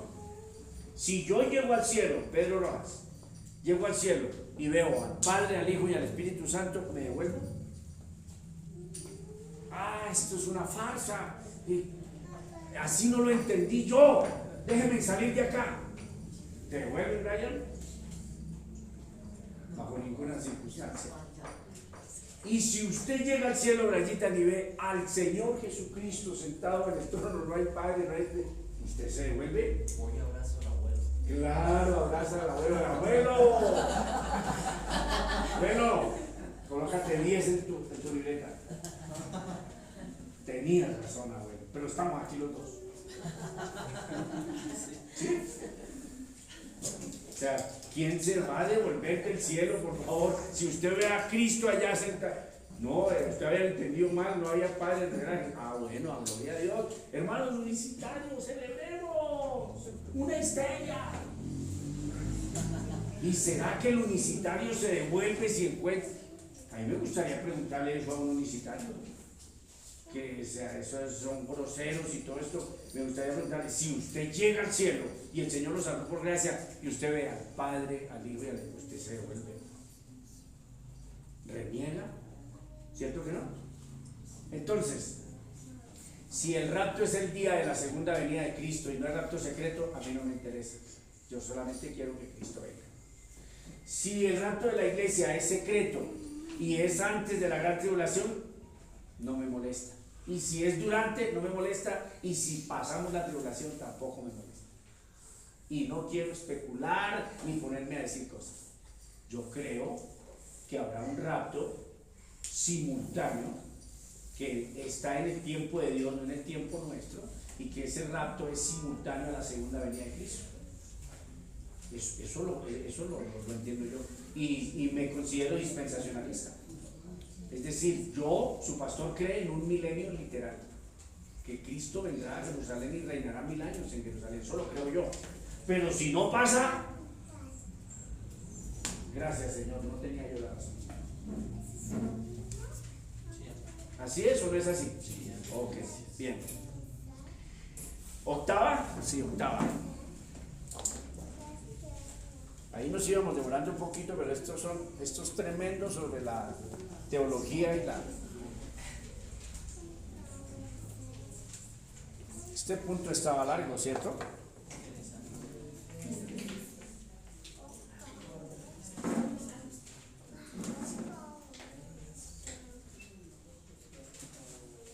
Diferenciar. Ah, esto es bonito. Mire, aprendan a diferenciar. Mire, cuando usted no hace diferencia, es una persona que se confunde con facilidad. Ejemplo, pastor, ejemplo, sí.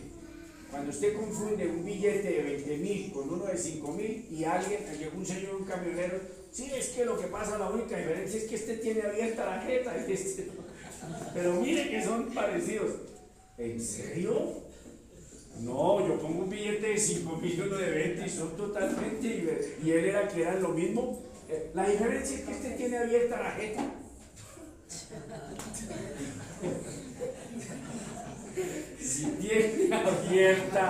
Si tiene abierta la mandíbula, es porque es diferente, ¿verdad? Entonces comenzamos a parecernos a la Agenda 2030. ¿Será hombre, será mujer? Hombre.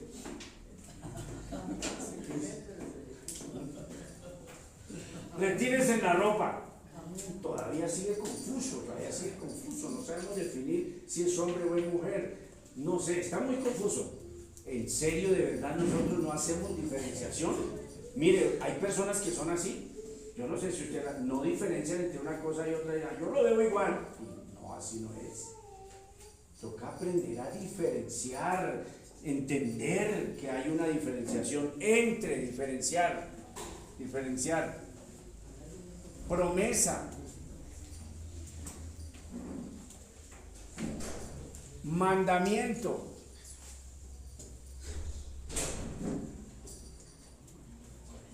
principio,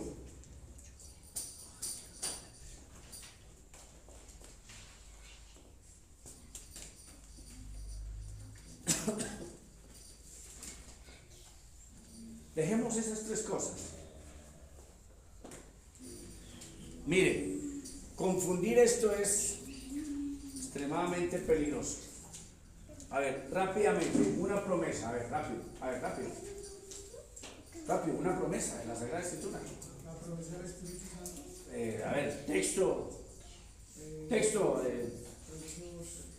Herencia más sensible, incontaminada. Una promesa, a ver. La herencia incontaminada, más sensible. ¿Qué dice Santiago 1:6? Dice que Dios Nos ha prometido la vida eterna. Bien, Rayita, ¿qué promesa viene a su mente? A ver, en Timoteo, Sí, ¿qué si dice? fuésemos infieles, él permanece fiel. No puede negarse a sí mismo. Yo. Lucas Vea, 24:48. Sí. Perdón, en 49, aquí yo enviaré la promesa de mi Padre sobre nosotros, pero quedaos vosotros en la ciudad de Jerusalén hasta que seáis investidos de poder desde lo alto. Ok, compartieron ahí con Dieguito la promesa del Espíritu Santo. Bien. Mandamiento, rápido. Mandamiento. Sed santos. Dime, Vinita. Correcto, mandamiento. ¿Alguien más?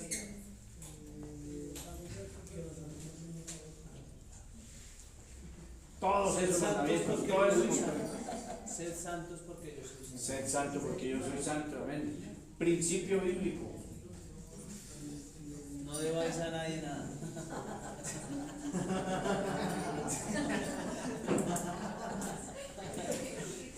Colócate 10 ahí. Principio bíblico, por ejemplo. El que siembra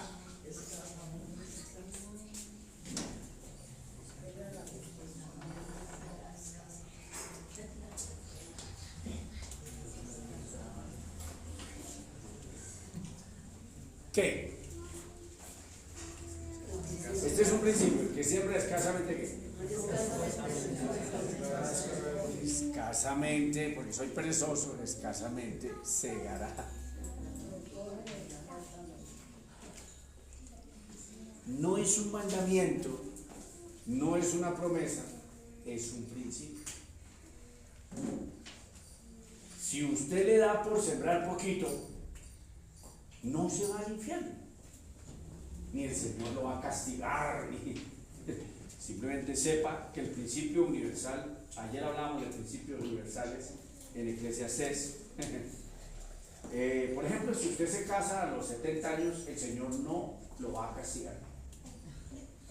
No lo va a castigar el Señor, ni usted se va al infierno por casarse a los 70 años. Pregunto, ¿el resultado de ese matrimonio a los 70 años habrá algún principio allí o no? ¿Sí habrá un principio o no? Eclesiastés dice, hay tiempo de nacer, tiempo de morir. Es decir, se casó a distiempo. Se casó a distiempo, se casó a la edad que no era. Entonces, va a haber varios problemas. Si es mujer, no va a poder ser mamá. Si es hombre, probablemente su sexualidad ya vaya en decadencia. ¿Cierto? Y si es de 70 y se casa con una chica de 25, de 30, sexualmente va a tener problemas serios. Que esa persona está en la fuerza de su vida y va a exigir. Y usted ya, ¿cierto? ¿Y qué más?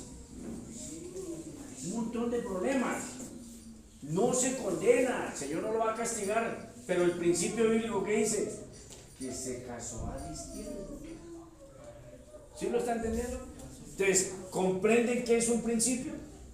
Por ejemplo, que está en Corintios, la ofrenda, que siembra escasamente ¿qué? Si usted llega con una moneda de 100 pesos y da su ofrenda de 100, entonces el pastor no va a decir que usted no está ofrendando, porque usted saca su moneda, pero si usted anda por ahí regulimbis, no se queje, porque ni el Señor lo está castigando ni nada, solamente el Señor dice, usted no le está prestando atención a mi principio, a ese principio bíblico. Si usted siembra escaso cierto. Pero si usted siembra generoso, ¿qué? Generoso será. Entonces, son principios bíblicos que nadie se va a condenar por ello, etcétera, etcétera. Por ejemplo, el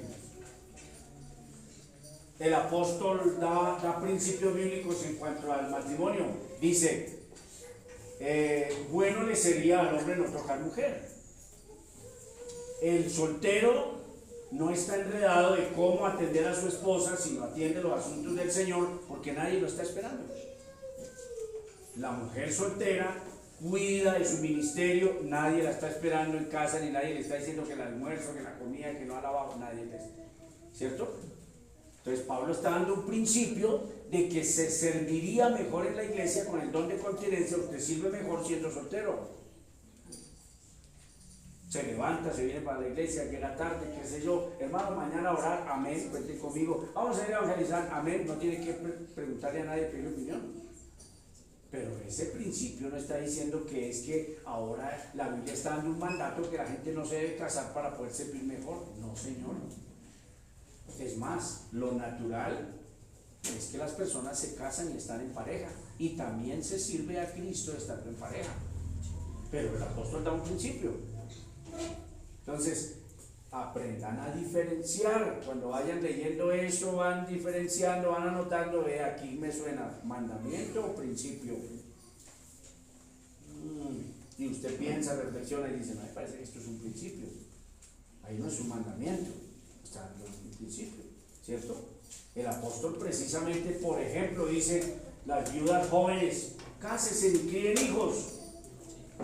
Está dando principios. Que es mejor que una viuda de 30 años, qué sé yo, se case, tenga un segundo hogar, tenga hijos, sea una ama de casa y sea una esposa, y que más bien no sea que ella de repente tenga activa su sexualidad y después de haber hecho un voto de que se quedaba soltera, se enamoró de un chamaco y resultó que entonces más bien resolvió casarse y se volvió un enredo. Pero son principios, no son mandamientos. Y así sucesivamente. Y los mandamientos hay que diferenciarlos. Totalmente hay que diferenciarlos, ¿cierto? A veces no nos percatamos que son mandamientos del Señor. Y otras veces a lo que no es mandamiento queremos elevarlo a mandamiento y sobre todo las promesas. Entonces una promesa, por ejemplo, a ver, vamos a discernir la que dijo Brian. Vamos a discernir. Segunda, 2. está sumergido en esa carta, se la está disfrutando toda totalmente. Gustavito, Dieguito a Santiago y Gustavo a segunda del apóstol Pedro. Verso 11. 2:11. Bien. Vamos a ver. Vamos a hacer juiciosos, análisis, contexto y todo.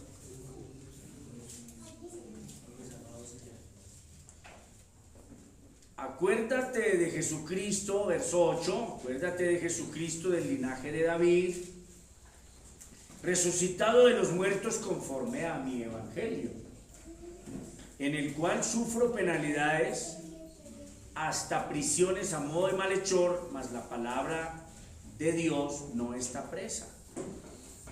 Por tanto, todo lo soporto por amor de los escogidos, para que ellos también obtengan la salvación que es en Cristo Jesús, con gloria eterna.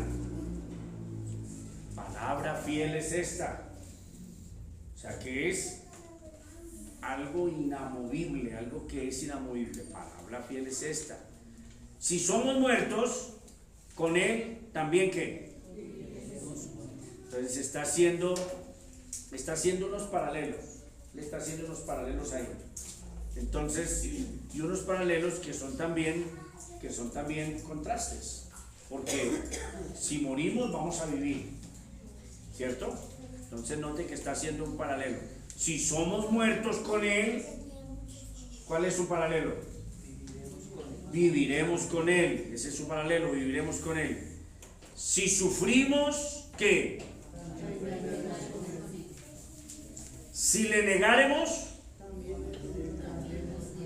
Él también nos negará. Está haciendo paralelos.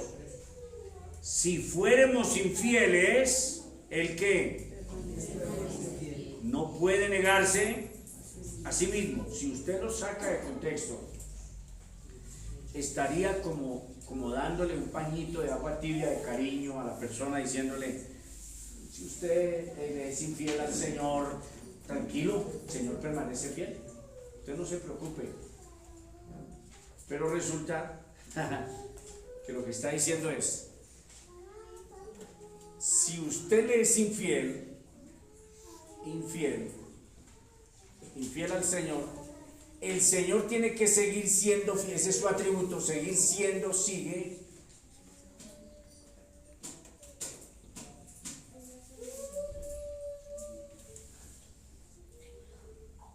a su palabra.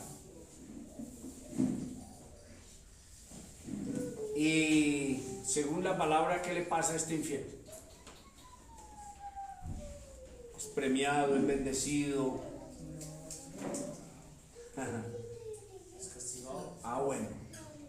Entonces, si usted le es infiel, Él cumplirá fielmente lo que ya dijo, lo que ya prometió. Por eso está bien, la deducción de Brian es una promesa. Créale a Dios que las consecuencias de esta infidelidad vendrán, porque Él no puede negarse a sí mismo, de decir: hombre, pero es que de todas maneras, pues apostató, qué sé yo, pero no.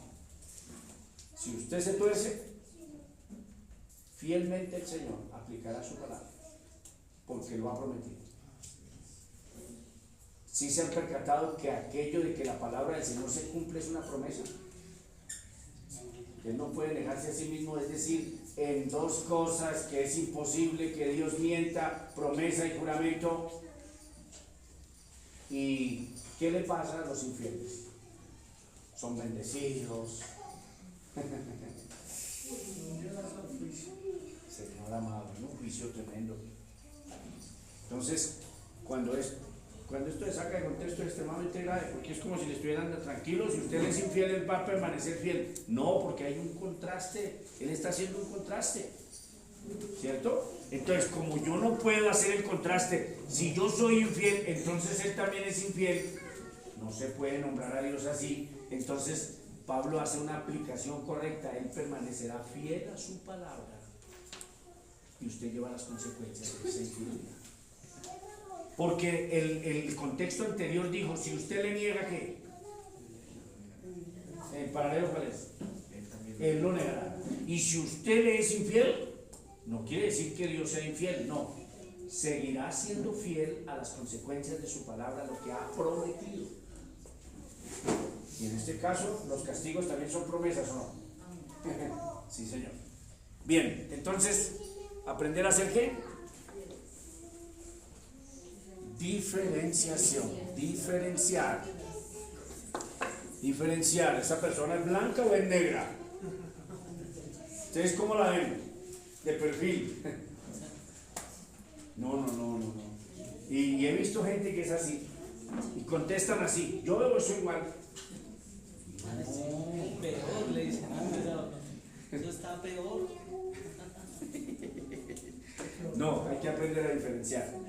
3 cosas a diferenciar. ¿Listo, mis amores?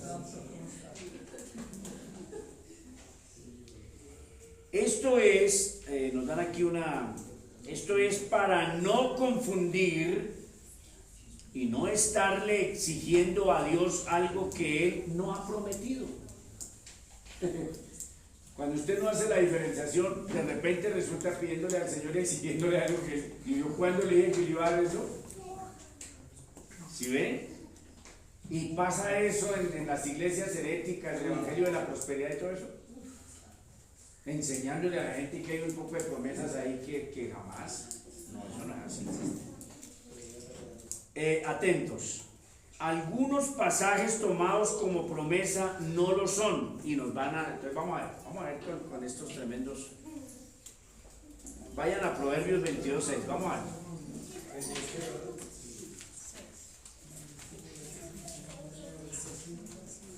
Y esta vez sí les voy a dejar tareas con este punto. Entonces me van a traer ejemplos claros de promesa, mandamiento y principio. Bien clarito, no enredado. Porque si lo hacen enredado, se lo voy a escribir con letra grandecita ahí. Está enredado. No dijiste nada. El ciervito, no dijiste nada sobre la pregunta. En tu amplia exposición no respondiste. Eso está disfrutando. Y la esposita ayuda. Te lo dije, amor, te lo dije que no estabas diciendo nada ahí. 22, ¿qué? 22:6. Instruye al niño en su camino y aun cuando fuere viejo, ¿qué? No es una promesa, es un principio. No es una promesa, es un principio. Si usted lo encaminó y lo encaminó, ya está encaminado, ¿cierto? A ver, cuando el agua brota y comienza a formar su camino, en últimas, ¿qué forma? Un cauce, se llama el cauce de los ríos. 1500 años, ¿por dónde va el río? Por el cauce gigante, ¿cierto? Ya se encaminó. Pero eso no es una promesa. No, pero es que este chino, yo no sé qué, y la Biblia no se cumplió porque sí. Entonces el pastor, yo sí los encaminé, yo eso, y los chinos se apartaron de Dios y no se cumplió la palabra. El Señor dice, Pedro, algo quedó mal hecho. ¿Sí ven? Entonces hay principios. Por ejemplo, si usted ahorra, ¿eso es una promesa o es un principio? Es un principio. Si usted ahorra, ¿qué pasa? No le va a faltar porque usted ahorró. Y si usted gasta, pero no va al infierno, no será castigado por el Señor. Simplemente el Señor le dice: mi hijo, yo no entiendo su oración. Yo no le entiendo su oración. Usted no está acatando a los principios. Acate los principios. Pero tú lo prometiste que no nos falta. Yo no le prometí nada. Yo establecí unos principios. No malgaste el dinero. ¿Se da cuenta? Bien. Entonces, ¿esto es un qué? Esto es un principio, no es una promesa. No es una promesa, es una cláusula, es un principio. Causa y efecto.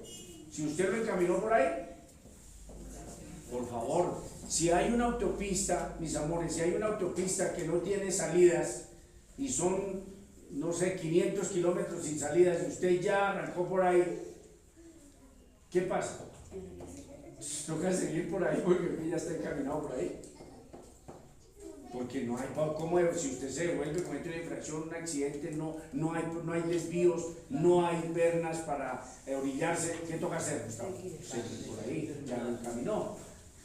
Pero si usted no hizo bien el trabajo como papá, pues lo más seguro es que el chino agarre por otro lado. ¿Sí ven? En vez de yo reclamarle al Señor, más bien, Pedro, corríjase usted que hizo mal. Y no tengo que investigar. Yo sé las cosas que hicimos mal con mi esposa. Hicimos muchas cosas mal. Entonces ahora estamos llevando las consecuencias. ¿Sí ven? ¿Se justificarán mis hijos delante de Dios? No se pueden justificar. ¿Por qué? Porque son seres inteligentes. Razonar y decir, esto por aquí no es. Por aquí no es. ¿Sí ven? Entonces, una consecuencia para mí, que no se pueden lavar las manos ellos con Dios, ni con la vida misma. Jamás. Porque la misma razón nos dice por dónde debemos caminar o no. Bien. Hechos 16:31, el famoso. Oiga, se nos fue el tiempo, Dios mío. Esto vamos a hablar, yo no sé cuánto tiempo. Yo ya estoy preocupado. Si duré un año dando hermenéutica, entonces, ¿cuántos años vamos a hablar de esto? El resto hasta que Cristo venga. Bueno, pues esperemos a ver, ¿cierto? Sí, no hagamos aquí. Hechos 16, ¿qué? 31.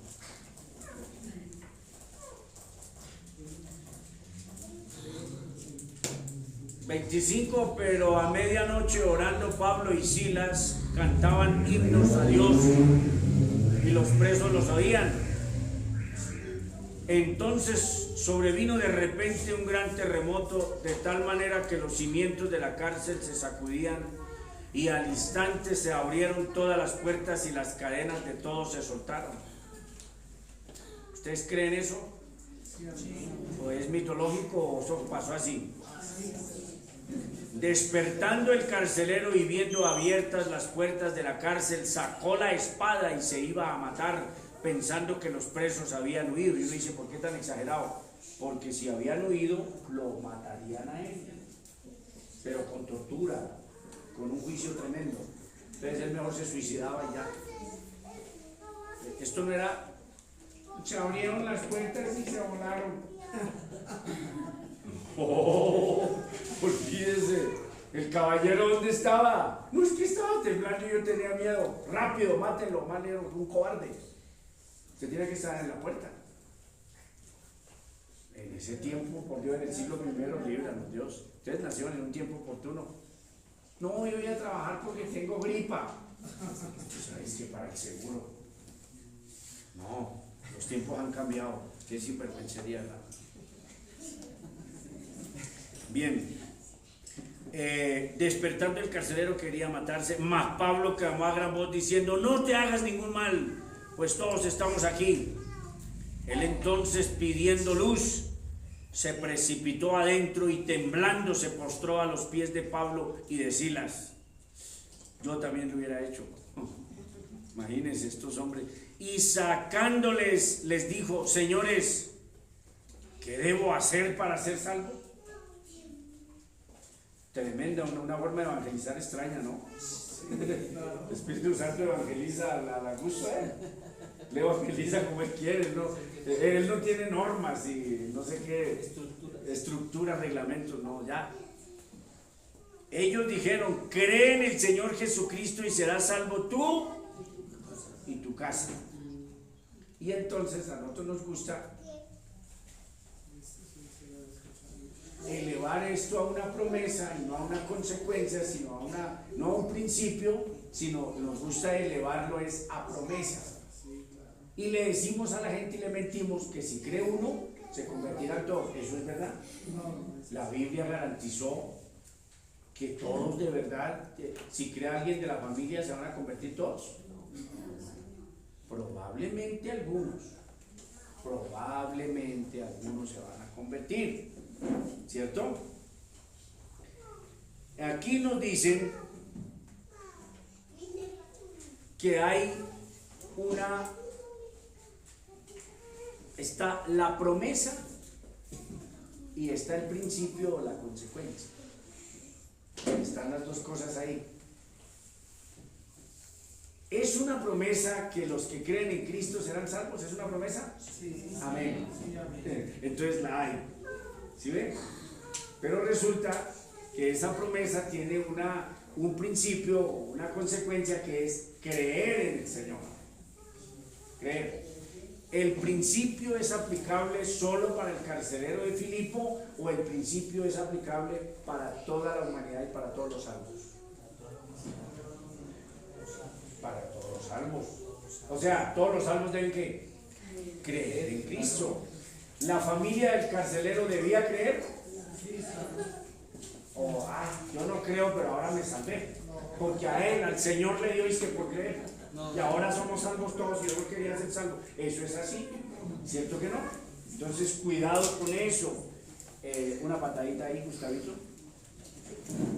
Bueno, entonces, dice, no, yo hago las cosas éticamente.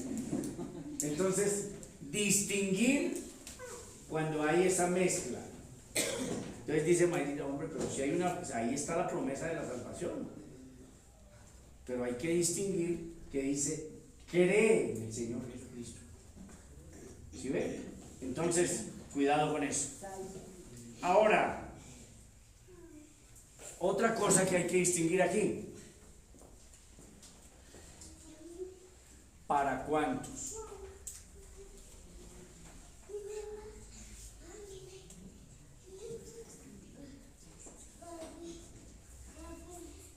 A veces me da por escribir bonito, ¿cierto? Otras veces se me forman unos desastres tremendos. Mire, ¿para cuántos? ¿Todos? ¿Uno? ¿Algunos?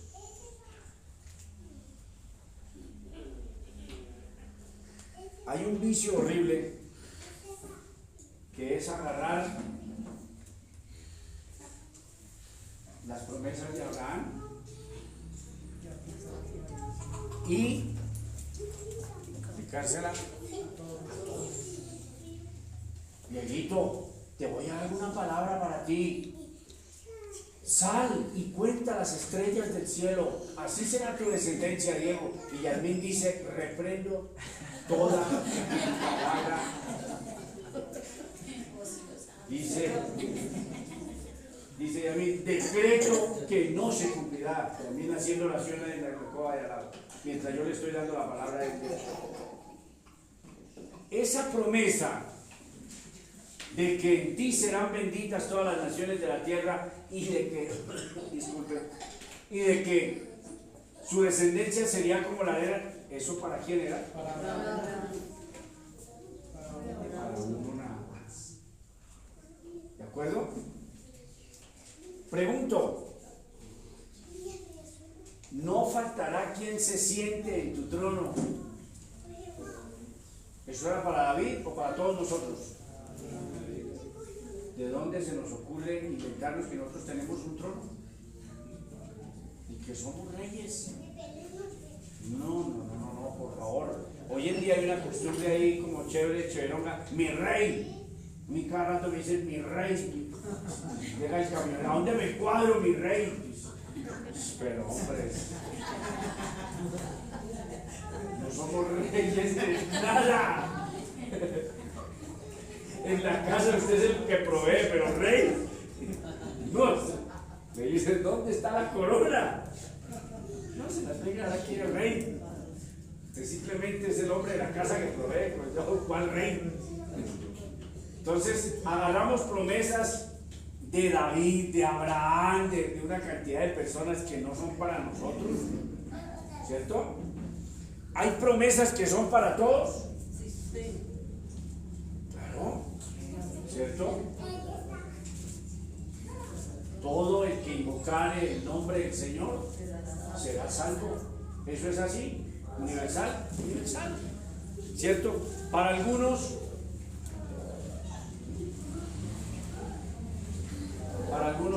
También hay promesas. sí, ¿cuáles, mis amores? Un ejemplo. A los que me refieren, a los que creen. Ese aplicaría para todos, Caídas, para todos los que creen, ¿cierto? Para todos los que creen. O sea, está bien que no se salvan todos, pero sí para todos los que creen. El pueblo de Israel. El pueblo de Israel. Entonces es para algunos nomás. ¿Para quiénes? Para el pueblo de Israel. ¿Se les ocurre alguna? ¿Se acuerdan de alguna o no? Al huir de Egipto, ahí para allá. Nadie te podrá hacer frente, Las promesas. nadie te podrá hacer frente, etcétera, etcétera. Tu Dios, O sea, para algunos, para todos los israelitas tampoco, no, para algunos. Hay promesas para tiempo único, absoluto. Sí. Y hay promesas que trascienden en el tiempo, sí. Entonces aprendan a encontrar todo eso en las Sagradas Escrituras y no salir acá en el púlpito, el Señor lo ha prometido. Abren las Sagradas Escrituras en Malaquías. Y entonces yo me quedo mirando con la mano aquí, cuando me vean con la mano acá. Todos dicen el pastor, el pastor, el pastor. ¿Qué estará pensando el pastor? Porque igual ustedes son responsabilidad mía. Si ustedes se comienzan a hacer, es una preocupación para mí, porque como si no estuviera haciendo bien mi trabajo, ¿cierto? Pero cuidado con eso. Entonces, lo del carcelero de Filipos era para él.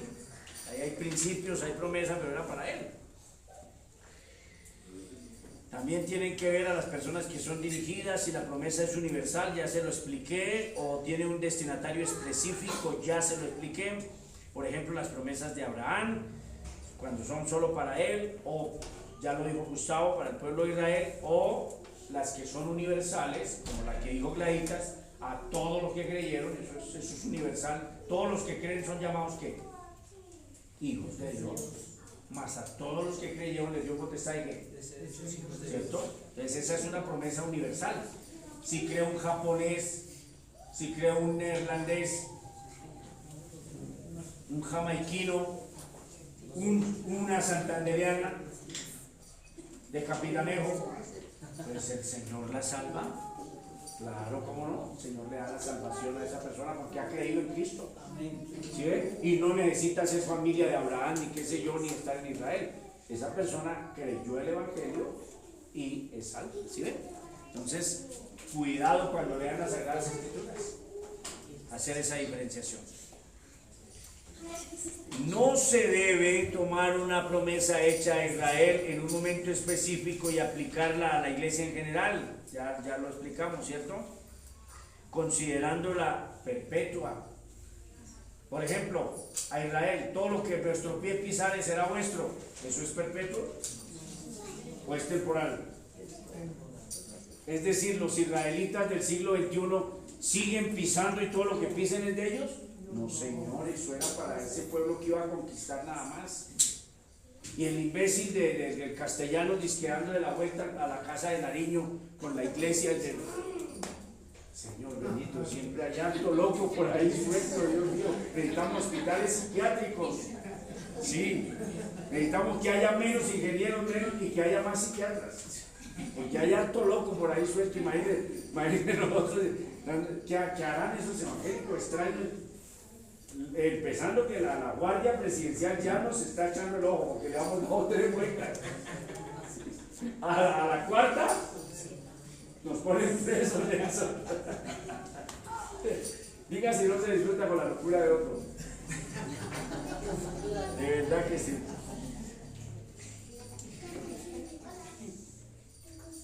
Un caso así, por ejemplo, es la risa santa, sacada del Salmo 126. Vamos a ver cómo te empezaron. Vamos a ver, pues ellos dicen que de ahí la sacaron. 126. 126. Señor bendito, hay que terminar. Esto es tan agradable, tan delicioso que yo no quiero terminar. 126. Bueno, desde el 1. Cuando Jehová hiciere volver la cautividad de Sión, está hablando de los que van a volver de Babilonia, los que regresarán, seremos como los que sueñan. Entonces nuestra boca se llenará de risa y nuestra lengua de alabanza. Entonces dirán entre las naciones, grandes cosas ha hecho Jehová con estos. Grandes cosas ha hecho Jehová con nosotros. ¿Estaremos qué? ¿En serio, de verdad, esto es para la risa santa en los desórdenes que hacen en las iglesias neopentecostales?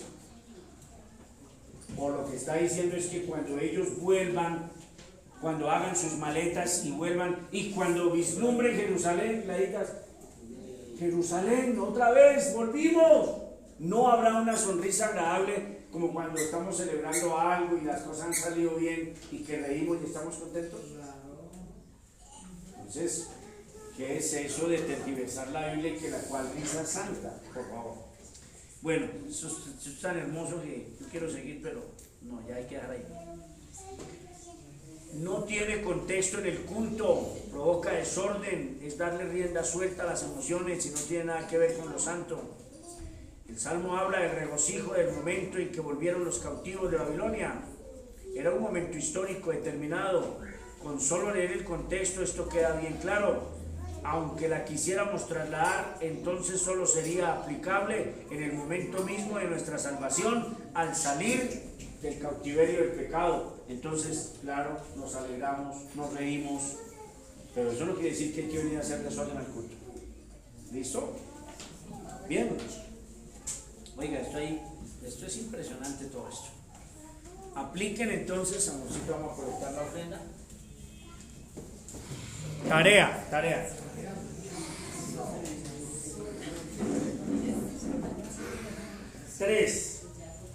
Tres nada más. Una promesa, un mandamiento y un principio. No. Uno, bien hecho. No vale el carcelero de Filipo, no vale nada de eso. Es aparte. ¿Listo? Yo no sé si tengo por aquí tareas calificadas o no.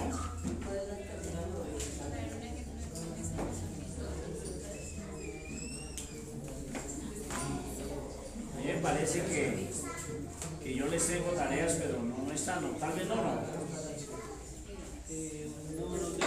No estudiar sobre Flavio José y Eusebio. Los historiadores, leer, conocerlos.